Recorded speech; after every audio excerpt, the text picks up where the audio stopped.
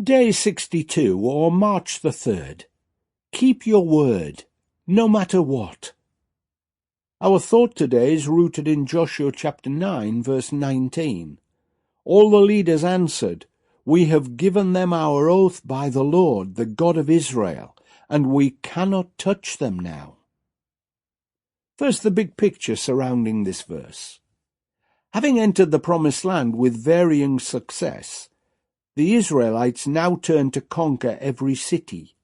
Initially, they conquered Jericho and defeated the southern cities, and then next turned north to tackle the northern towns and cities.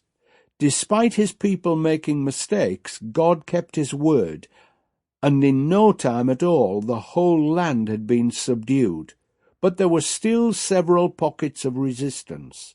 These unconquered areas would have to be tackled before the land was really in the hands of the Israelites, as God had promised their ancestors.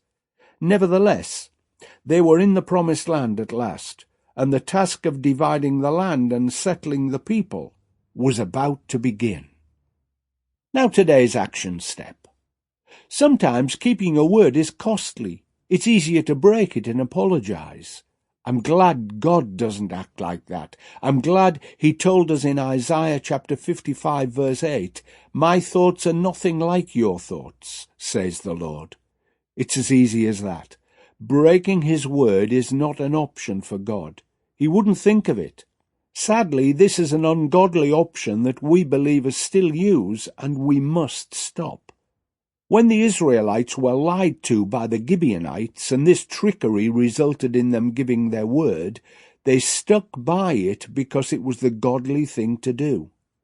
Can you imagine how different the world would be if everyone kept their word? In those old films based in the 1940s and 1950s, when a baddie is caught, he immediately says, "Fair cop, gov, I did it."